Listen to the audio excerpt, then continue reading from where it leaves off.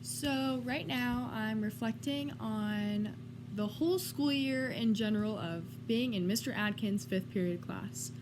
So, to start off with, is how his classes changed me, not really English wise, but kind of more like personality wise. So, one concept that stuck out to me was when we made growths for the new year. So, when we were making these lists of goals to have for the new year, I was like, okay, like what's the point of all of this really? And like why would an English teacher really even care like what I'm doing in my free time? Like who cares? And like why would we check up on it?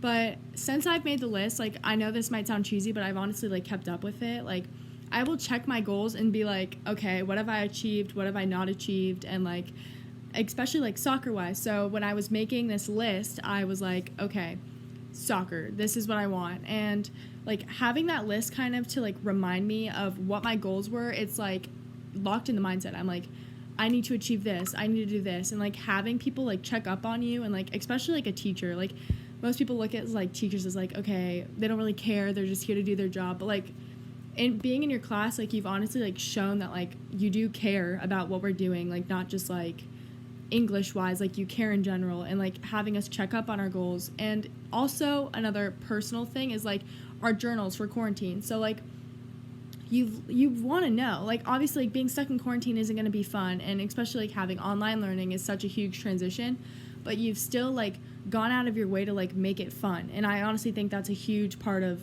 like school in general. Like making stuff fun is what's going to like get kids to like want to be there. So I honestly think that has helped a lot, like personality wise, and like personally, like that's what changed. And now into like the concepts of English. So during this whole journey, English has always been my favorite subject. I might not be the best at it, but it is still my favorite subject. And like having like Macbeth, like I loved reading about it, or like just anything in general.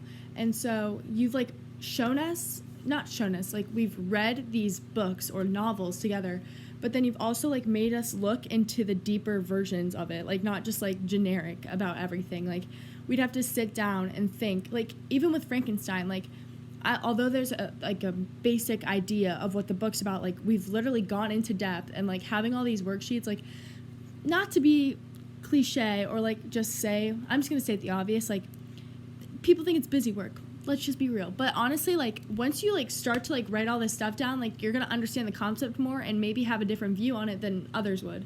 So I think honestly going into depth has really like changed my perspective on not just English, but like everything I do. Like what's the deeper meaning of everything that I'm doing? So that's what I think. And overall, this school year has been a challenge for me. Junior year is not easy, but I think we've like found a way to make English more fun for kids who don't necessarily like it. And like vocab's not my strongest thing, as you can tell from those tests, but like giving us our freedom to study it how we want and like not have to stick to a certain thing has literally like made me like get better as the test progressed. I literally was like started off getting like 60s, and then I like progressed into like 90s and even like hundreds. So I think this whole school year was a little messed up, especially with Corona, but we've all found a way to stick through it.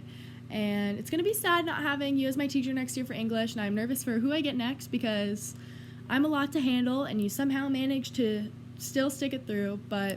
And I know this might sound like I'm just going on, but like I have so many thoughts that I can't even like spit it out all at once. So yeah, I hope you have a great day, and quarantine's treating you well. So that's all, and bye, Mr. Atkins.